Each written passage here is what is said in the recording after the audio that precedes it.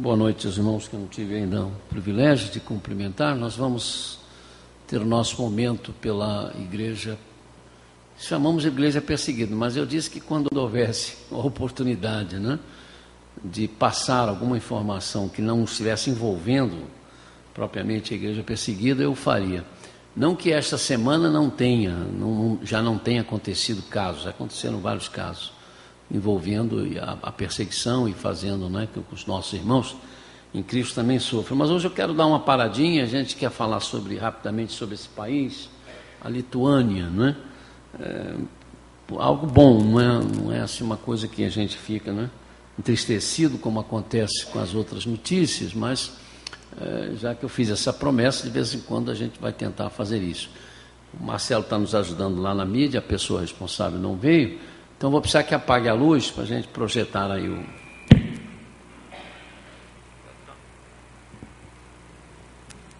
controle, já está lá de cima, então beleza. Bom, então essa aí é a República da Lituânia, um dos países que faz parte da chamada Europa Báltica, Aí tem a bandeira e tem o escudo. E não é um São Jorge não, porque não tem um dragão não, as armas nacionais, porque tem alguns países da Europa que tem o São Jorge dentro das armas nacionais. A Geórgia, por exemplo, tem o São Jorge, aparece na arma, no escudo nacional, mas esse aí não é não, esse aí é um soldado, é um guerreiro, Ok, pode passar, Marcelo. Segundo quadro.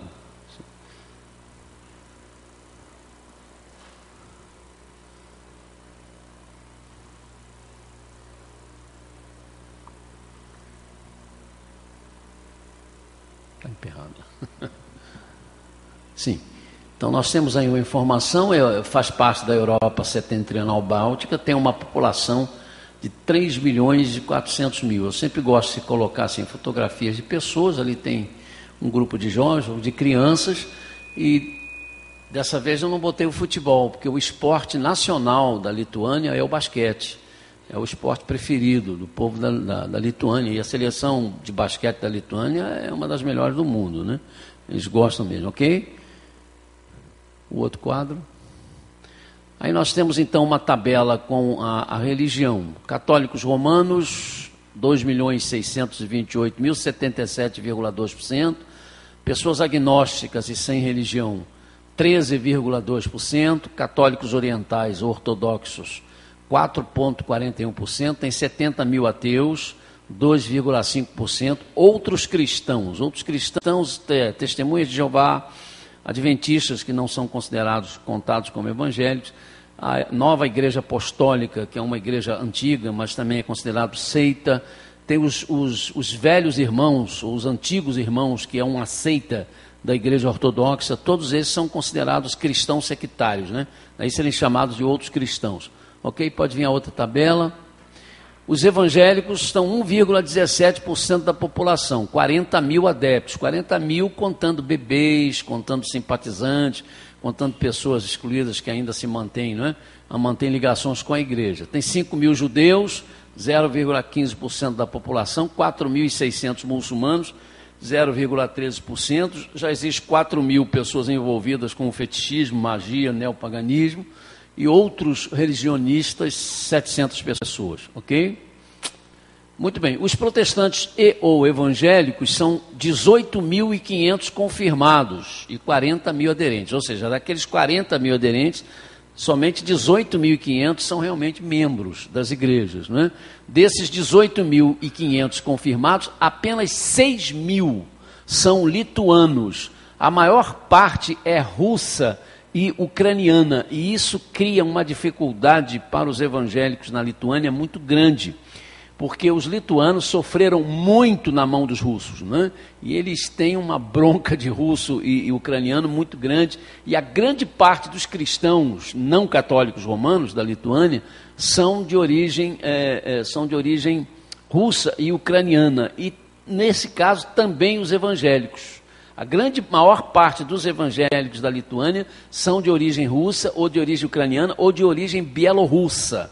A maior denominação evangélica ou protestante da Lituânia é a Igreja Evangélica Luterana, mas formada na maior parte de bielorrussos e não de lituanos. Isso faz com que os evangélicos na Lituânia sejam vistos como pessoas que praticam a religião dos estrangeiros. Na Lituânia, católico, romano e lituano é a mesma coisa. Então os evangélicos sofrem muito, sofrem uma série de dificuldades para se relacionar com a família, para se relacionar com as demais pessoas, quando eles se convertem, são lituanos, porque o lituano diz, você é lituano, você não pode seguir essa outra religião, ou você é católico ou não é nada, mas você não pode seguir outra religião, que as outras religiões são as religiões dos estrangeiros. Nós temos a União Batista da Lituânia, que ela tem 500 membros e 800 aderentes. Nós ajudamos, a Junta de Missões da Convenção Batista Brasileira ajuda aos nossos irmãos da Lituânia, nós ajudamos a manter um casal lá, que é autóctono, ou seja, um pastor lituano que a junta aqui ajuda na manutenção, ok? Vamos lá? Aqui tem umas figuras, os irmãos estão vendo esse primeiro quadro, é a primeira igreja batista da capital, é um prédio que foi adaptado para a igreja, funciona bem, e tem cultos internacionais, também tem uma parte do domingo que o culto é feito em inglês por causa dos estrangeiros. Tem uma igreja batista, a Igreja Batista de Kaunas, ela é uma igreja interessante, mas ela só tem 60 membros, mas tem um número de jovens relativamente grande. Há uma cena de um batismo feito na capital, e nós temos embaixo o coro da Igreja Evangélica Luterana, que é a maior igreja, a maior denominação do país, da capital, né? Um coro assim bastante sofisticado, a igreja ela é bastante rica em termos de ornamentação. Muito bem, deixa eu falar uma coisa para os irmãos. A Lituânia, na Segunda Guerra Mundial, perdeu 20% da população. Os irmãos imaginem você ter 20% da população sendo morta. Então isso traumatizou o país até hoje. Até hoje eles vivem, não é, ainda sofrendo as consequências dessa perda, na grande maioria homens que morreram. Isso criou uma situação muito difícil, né, para casamento, para, enfim, para a procriação do país. A população diminui, a população da Lituânia está diminuindo, né? Já foi 4 milhões, agora é 3 milhões e 400. A previsão para 2020 é que vão ser 2 milhões e 800, vai cair menos, então cada vez caindo mais. Se não o primeiro, é o segundo ou terceiro país no mundo em número de abortos. E o primeiro, segundo ou terceiro país do mundo em suicídios. Então é um país que vive dramas enormes. E aí é que entra, irmãos, a coisa boa. Os evangélicos acuados, né, por causa dessa situação que eu falei para os irmãos, a grande maioria são russos, ucranianos, belorrussos. Então eles têm dificuldade de se identificar com a cultura do país, mesmo que tenham nascido lá. Então só 6 mil evangélicos de um país de 3 milhões e 400, não é, que são realmente lituanos, eles nunca tiveram coragem de fazer muita coisa. Na Lituânia nunca se fez ar livre, na Lituânia nunca se saiu na rua para distribuir folhetos, só quem faz isso são as testemunhas de Jeová, mas assim mesmo não cresceram muito, né? Tem muita dificuldade lá, que o povo não gosta deles.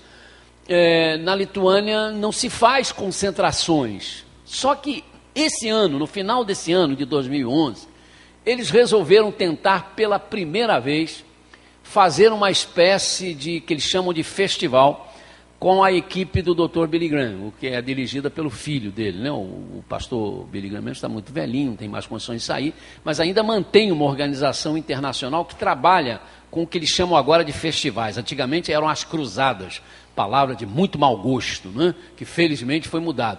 Hoje não se chama mais de cruzadas, chama-se de festivais. Muito bem.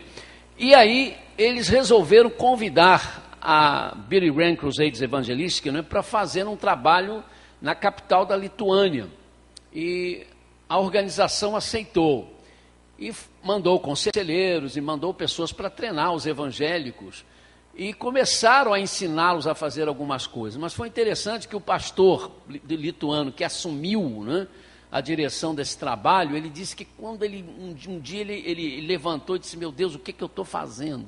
Isso vai ser um vexame, vai ser uma vergonha, porque eles conseguiram alugar um estádio que tem o nome de uma companhia de telefone, né, que é uma arena muito grande, para 30 mil pessoas. Disse: que bobagem que nós fizemos. Nós temos, se contarmos os aderentes, os bebês, nós temos 40 mil evangélicos, assim mesmo com todas as denominações. Como é que a gente vai pôr 30 mil pessoas num estádio, num país como esse que não nos ouve, não gosta da gente? Mas aí ele começou a receber notícias das igrejas que estavam envolvidas. Então ele recebeu uma cartinha de uma igreja, um telefonema de uma igreja, que tem 28 membros. E a igreja disse assim, ó, prepara um ônibus especial, porque cada um dos nossos membros vai levar 10 não crentes. Aí já eram 280 não crentes, porque cada um dos 28 vai levar 10, né? O pastor começou a dizer, epa, esse negócio vai dar certo mesmo, né? Meus queridos, ele disse que quando chegou na primeira reunião, que foi no sábado, era ônibus chegando de tudo quanto é lugar. E aí eu vou mostrar um filmezinho rápido para vocês, da primeira noite, só para os irmãos verem. Vamos ver se o filme funciona. Eu acho que funciona, vamos ver. Marcelo está quebrando o galho aí, que tem que correr lá, correr cá.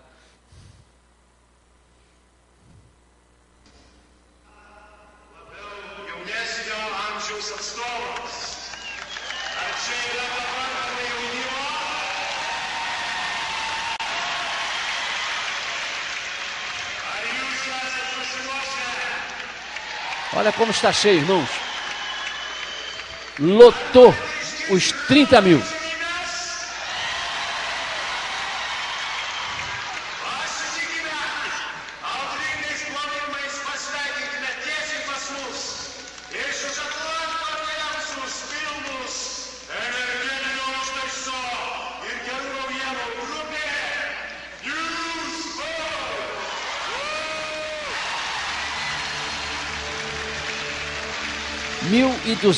decisões.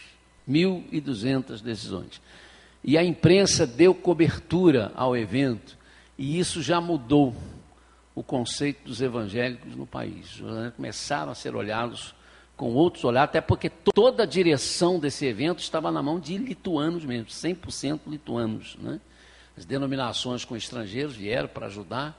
Então, também não acontece, não temos que noticiar só perseguição, noticiamos também que Deus continua abençoando, né, a sua igreja. E eles disseram que agora vão continuar fazendo. Eles gostaram de sair na rua para distribuir folheto, gostaram de fazer ar livre, coisa que eles não faziam.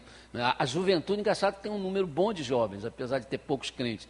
Os jovens fizeram uma espécie de um teatro na principal praça da capital, dançaram, né, aquelas músicas, e começou a juntar pessoas, e aí a televisão soube, veio para, o que é isso, né? E com isso eles começaram a divulgar o Evangelho de uma forma que até então não estava sendo divulgada. O Espírito Santo foi orientando, e a cruzada, não cruzada, o nome ruim, o festival chamava-se Festival da Esperança para a Lituânia. Então, há esperança, não é, para o povo lituano. Amém?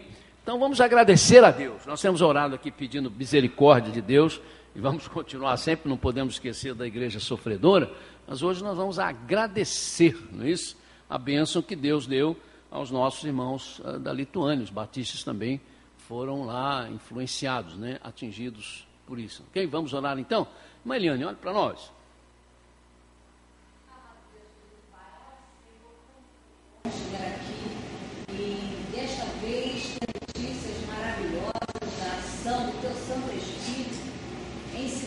Senhor, em lugares, Senhor, onde nós já pensamos que é impossível, Pai. Que coisa boa, Senhor. Isso nos traz esperança. O festival ali realizado foi chamado de Esperança para a Lituânia. Isso é esperança para nós continuarmos orando, Senhor, clamando pela igreja sofredora, para que possa ser alcançada de uma forma tão especial que tenhamos a notícia, Senhor, que coisas novas têm acontecido, Pai. A nossa esperança está na juventude, Senhor, porque traz coisas que alcançam pessoas com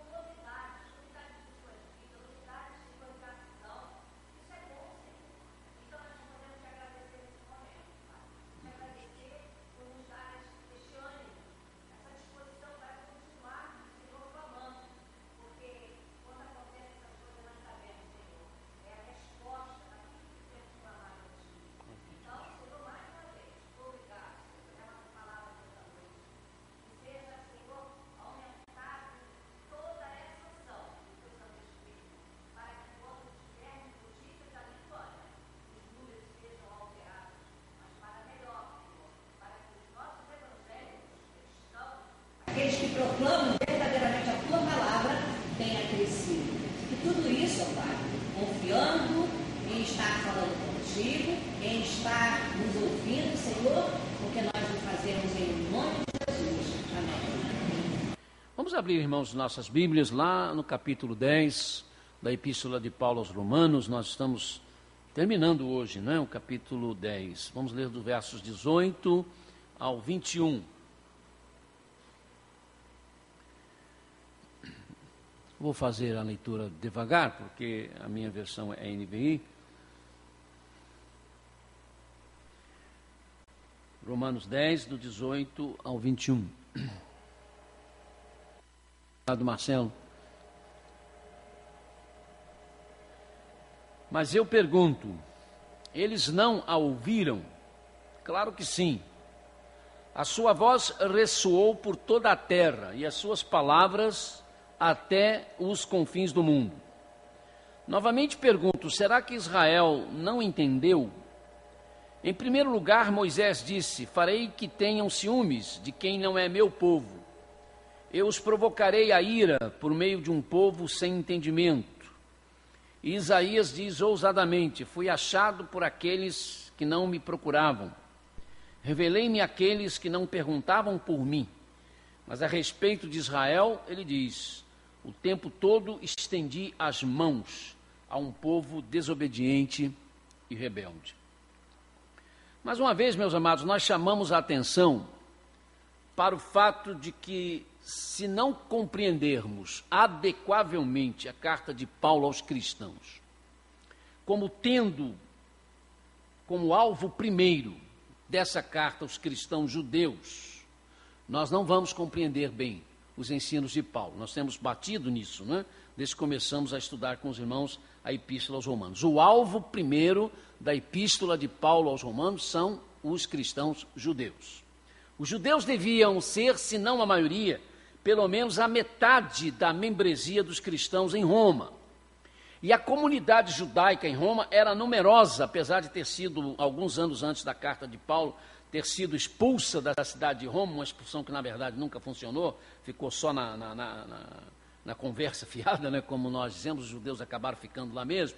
Era uma comunidade grande, uma comunidade influente. E esses cristãos judeus, ou seja, judeus que haviam se convertido à fé cristã, eles eram constantemente interpelados pelos patrícios pela ousadia em traírem a religião de Israel, declarando como o Messias de Deus aquele andarilho visionário nazareno que o sinédrio judaico, o mais alto, o mais egrégio, o mais importante, o mais confiante, não? O que mais merecia confiança entre as organizações judaicas, que o sinédrio, que havia acusado esse andarilho nazareno, chamado Jesus, de blasfemador. Como é que você pode aceitá-lo como Messias de Deus? Você está jogando toda a nossa religião, que é a religião de Deus, que é a religião que foi dada por Moisés, a religião que foi dada pelos anjos, não, através das tábuas que foram entregues a Moisés, segundo outra tradição judaica que Hebreus repete. Você tem coragem de fazer isso? Então era muito difícil, irmãos, ser judeu, não é, em Roma e aceitar o cristianismo. Como é muito difícil até hoje ser judeu e aceitar o cristianismo. Ao mesmo tempo que Paulo argumentou a fim de mostrar que o judeu que se converter a Jesus Cristo fez a melhor escolha da sua vida. Então o que Paulo faz? Ele precisa socorrer os judeus da igreja de Roma e ele então começa a argumentar, primeiro para convencer o judeu a esse respeito. Você que se converteu ao cristianismo, você fez a melhor escolha da sua vida. Mas ele também se preocupa em municiar, ou seja, em dar argumentos a esses judeus cristãos para que eles possam responder aos judeus patrícios que estavam inconformados com a conversão desses judeus que haviam se tornado cristãos. Nessa faina, Paulo então fez afirmações que se aplicam a judeus e a não judeus. Obviamente que nesse seu compromisso de atingir a comunidade judaica como o público-alvo número 1, não significa que Paulo não tinha preocupação, não é? Com os que não eram judeus. E a gente vai percebendo isso e consegue tirar os ensinamentos para nós, nos dias de hoje, para todos os que não são judeus. Nessa faina, então, Paulo faz afirmações que se aplicam aos judeus e aos não-judeus, como o caso das afirmações que nós estudamos com os irmãos na quarta-feira passada, sobre a fé que vem pelo ouvir, mas o ouvir a palavra de Cristo e que é preciso pregadores para que nos anuncie essa fé, para que ela realmente possa fazer parte da nossa vida e que se essa fé não for pregada, o que ficou praticamente entendido é que não pode haver realmente a salvação. Depois de aplicar argumentos gerais, Paulo então se volta especificamente para o Israel como nação. À luz do que o escritor sagrado disse sobre a impossibilidade da salvação se não se ouvir a palavra de Cristo, ele aplica isso aos judeus não convertidos, deixando claro que eles não tinham desculpas. Só dessa forma, irmãos, é que nós entenderemos de forma correta essa afirmação de Paulo. A sua voz ressoou por toda a terra e as suas palavras até os confins do mundo. Não podia o apóstolo estar falando da pregação sobre o Senhor Jesus Cristo como tendo alcançado o mundo, porque ela ainda não havia alcançado. O Espírito Santo não permitiria essa gafe de Paulo. E ele dá a entender aqui que todo mundo for alcançado. Mas veja o que ele estava querendo dizer. Os chineses, os mongóis, não tinham ouvido nada ainda do cristianismo, nem os indianos e nem os demais povos da Ásia. Talvez Tomé tenha começado a pregar o cristianismo na Índia, mas ali por voltas de 60 e qualquer coisa, e assim mesmo no sul da Índia. Essas civilizações eram civilizações grandes, bem montadas, mas desconhecidas, praticamente desconhecidas do Império Romano. Dizer que Paulo acreditava que o mundo romano e as áreas próximas, como a Pérsia, era o mundo que existia, porque então não existia mais nenhum mundo, também fica difícil a gente admitir isso. Admitir-se escrever algo tão importante, mas errado, que isso estaria errado, há de se perguntar, aonde está então, onde estava a intervenção do Espírito Santo, quando Paulo escreveu isso? Mas se entendermos que Paulo está falando o que está falando em relação aos judeus, aí a realidade se esclarece. Os judeus não podiam sequer se desculpar, como de repente os gentios poderiam. Não poderiam se desculpar e dizer que a palavra não chegou até eles, porque em todo o mundo, isto é, em todos os lugares aonde existiam judeus, e isso ia até o que se podia chamar de confins da terra, em todos os lugares, não por questão de geografia, de territórios, mas por questão de distância, ainda que dentro do Império Romano, então podia-se usar essa expressão, em todos os lugares, é isso que Paulo quis dizer, em todos os lugares onde existiam judeus, a palavra de Deus, que era então a palavra de Cristo, chegou até eles. Não havia desculpas, por quê? Porque pelo estudo da escritura judaica é que se chegava a Jesus Cristo. Era lendo as profecias que se chegaria a Jesus Cristo. E nunca faltaram mensageiros entre o povo judeu para fazê-los entender isso. E se os irmãos querem um exemplo, inclusive, de pessoas que sem dúvida tiveram contato com judeus, mas nem sequer eram judeus, são os magos. Os magos que visitam Jesus Cristo, eles não eram judeus. Mas como é que eles sabiam sobre as profecias do nascimento do Messias?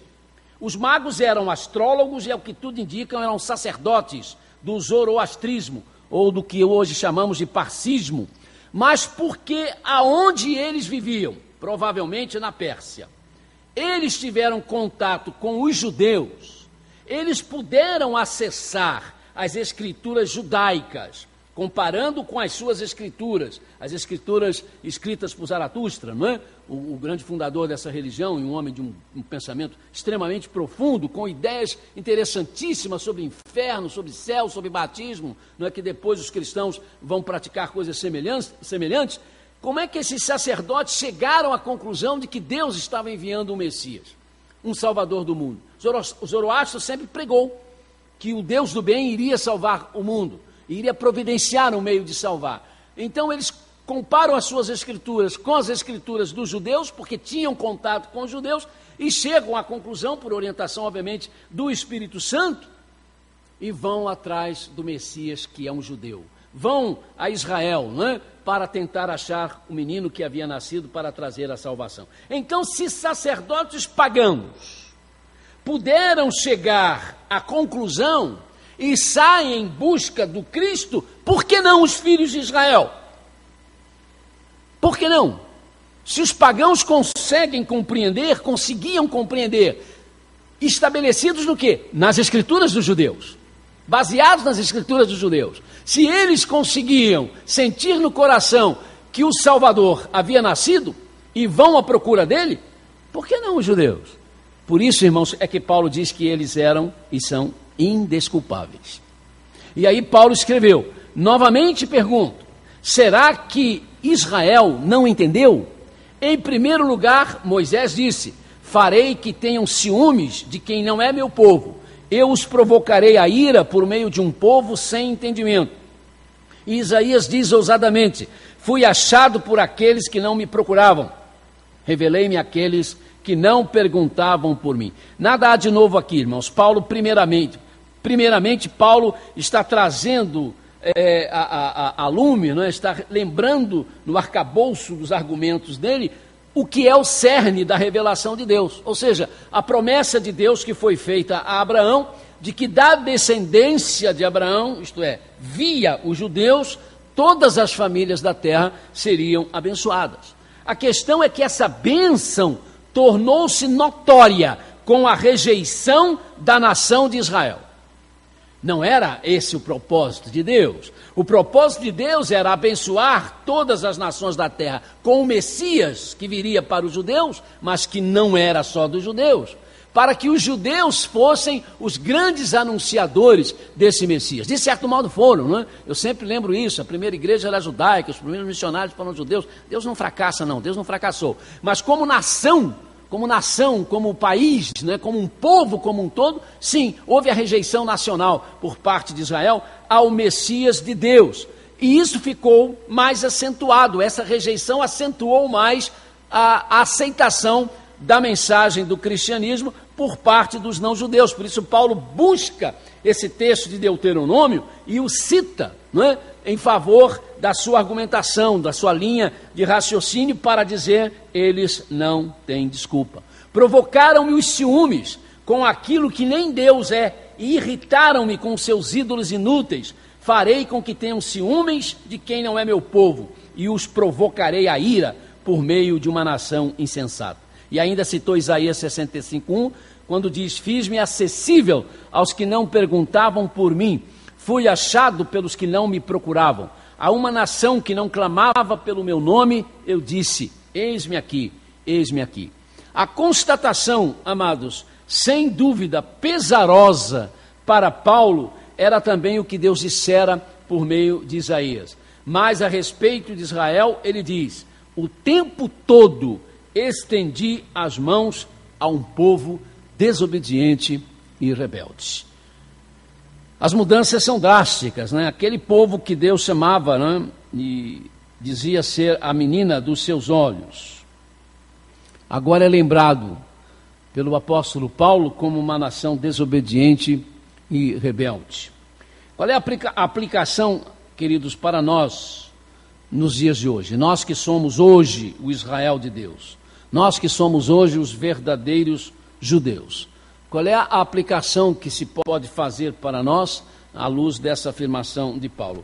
É a de que, irmãos, de repente, nós recebemos a palavra de Cristo por meio daqueles que nos pregaram, mas com o passar do tempo, encheram-se as nossas comunidades eclesiais de pessoas não salvas.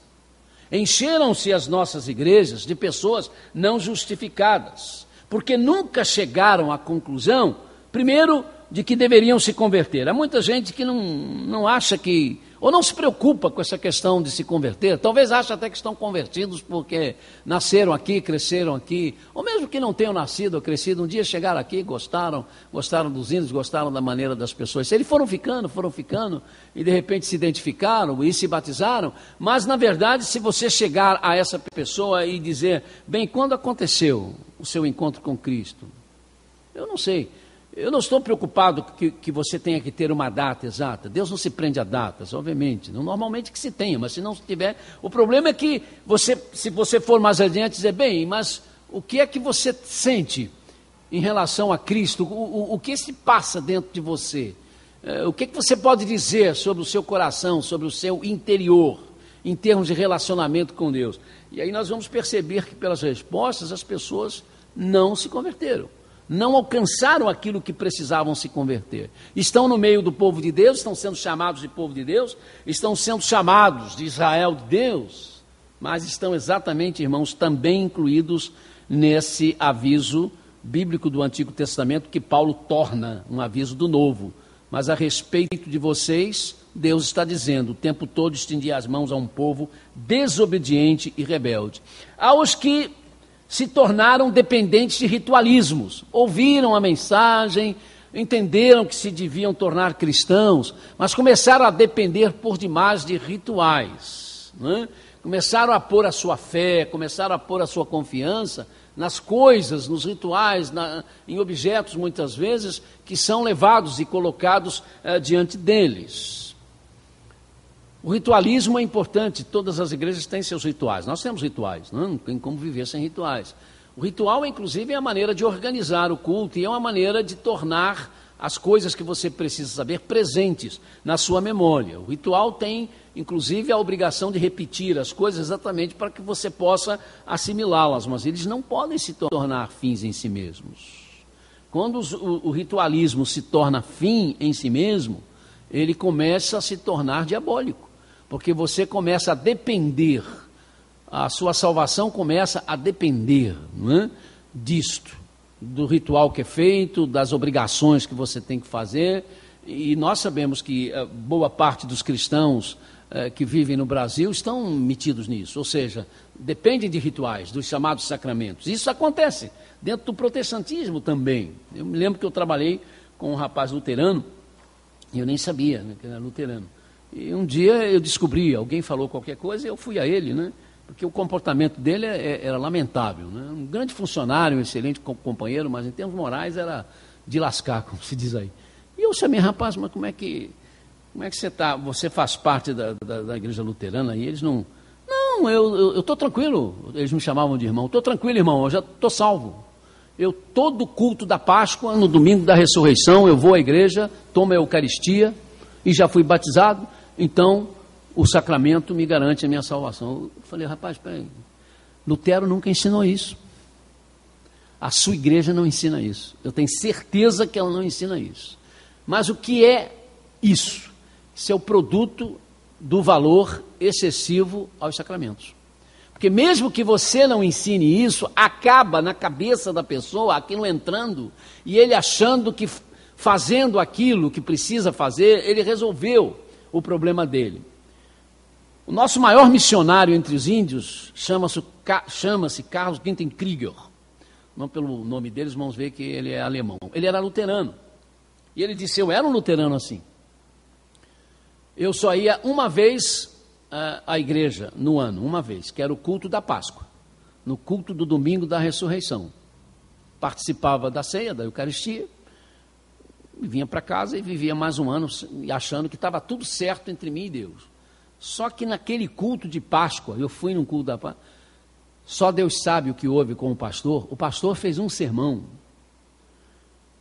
que eu queria sumir, eu queria que o buraco se abrisse e eu fosse enterrado, porque o pastor falava exatamente isso. Você está pensando que você tem a vida eterna por causa de sacramentos? Você está pensando que se você vem à igreja para assistir os cultos, somente isso, você está salvo. Se você não teve um encontro pessoal com Jesus Cristo, você está perdido. O sacramento não vale nada para você, a igreja não vale nada para você, esse dia da ressurreição não quer dizer nada para você. E ele diz, parece que ele estava falando para mim. Naquele domingo eu me converti. Naquele domingo ele disse, eu tive um encontro com Jesus Cristo na minha igreja de origem, na minha igreja onde eu era, porque meu avô tinha sido e meu pai era também.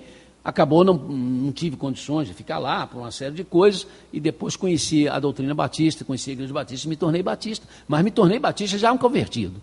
Me converti num domingo de Páscoa na igreja luterana, onde eu ia achando que apenas por ir no domingo eu tinha cumprido a minha obrigação religiosa. E quantos fazem assim na nossa igreja batista? Na nossa igreja batista, não, eu assisto todo domingo o culto, eu dou dízimo, eu faço isso, eu faço aquilo, eu sou aluno da escola dominical, e isso aí me faz com que eu esteja salvo. Não faz não, não faz não. Ou você entende que esses atos são consequências do seu compromisso com Deus, do seu amor a Deus, através de Jesus Cristo, ou você está perdido, querido, está perdido. Né? Alguém uma vez fez uma pergunta assim, meio complicada, porque toda vez que nós vamos fazer uma cerimônia fúnebre de alguém que é da igreja, a gente sente-se assim mais à vontade e costuma falar, não é, que o irmão já partiu, foi estar com Jesus, aquela coisa toda, né? Alguém uma vez me perguntou, o senhor tem certeza mesmo, pastor? Eu não posso ter certeza dessa pessoa, não. Algumas eu tenho. Eu convivi tanto com elas, né, que eu sei.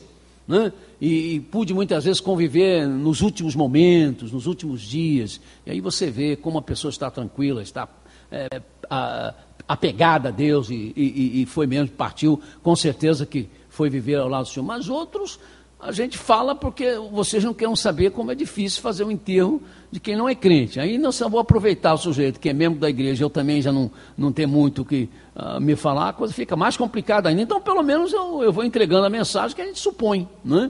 Que se ele aceitou Jesus Cristo, se ele realmente se entregou a Jesus, ele está já na presença do Senhor, aguardando o dia da ressurreição, porque quando não é muito complicado, né? Eu já fiz N enterros de pessoas não evangélicas, né?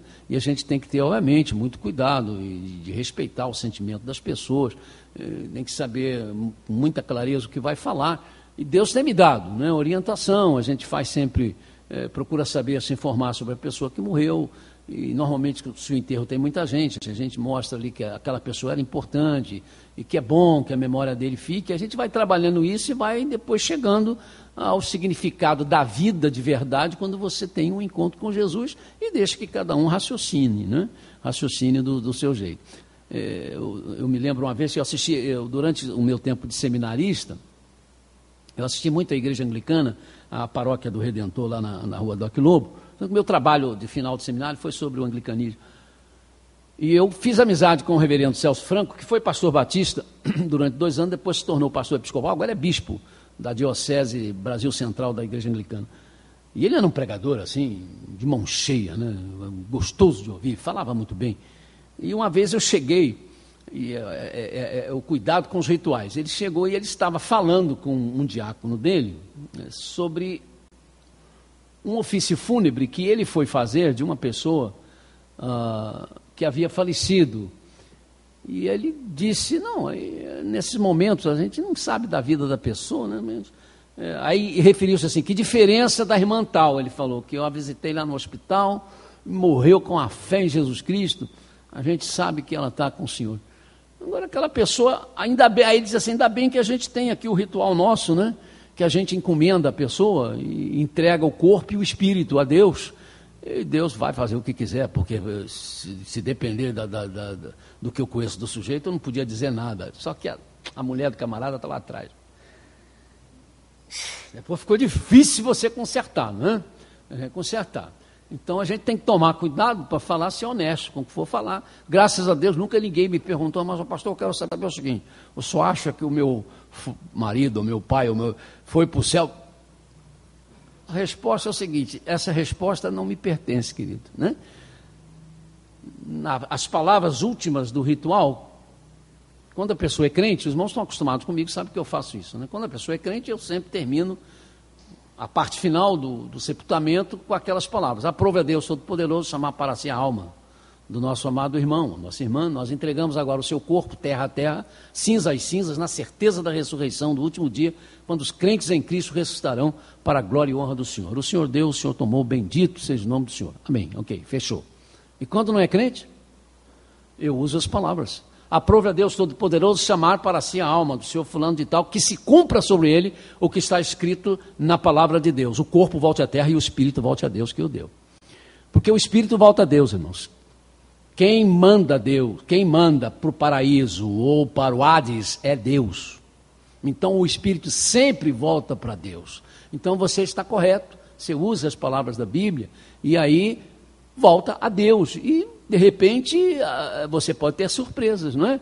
Se alguém não pôs a sua fé sobre outro fundamento, mesmo que não fizesse parte da sua comunidade, é Deus quem define. Graças a Deus, esse é um problema de Deus. Não é nosso problema, não é? Não temos que resolver sobre isso. Mas eu estou colocando isso diante dos irmãos para ver a dificuldade que você tem de fazer um enterro de pessoas que não fazem parte da nossa fé, não é? Que a gente tem que fazer com muito carinho, com muito respeito, tentando levar consolo às pessoas que estão ali. E se eu ainda tiver que me preocupar com aquele que é membro da igreja e dizer, olha, na verdade eu não sei se ele foi, aí complica muito, sabe? Aí mais uma vez eu deixo, isso é um problema seu, tá? Então eu estou passando, já que ele confessou, né?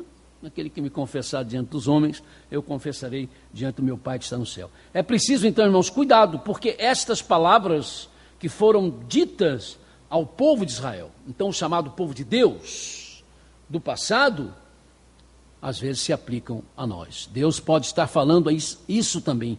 Tenho estendido as mãos a um povo rebelde e a um povo desobediente. Então, porque não se converteram de fato, porque estão presos a ritualismo, estão até honestos, mas estão presos a costumes da igreja, ou até podem ter sido salvos, tiveram seu encontro pessoal, mas estão distraídos, envolvidos com os engodos do pecado, e aí se tornando desobediente e rebelde, cujas desculpas jamais vão justificá-lo ou justificá-la diante de Deus, vão nos justificar diante de Deus. Que Deus nos ajude.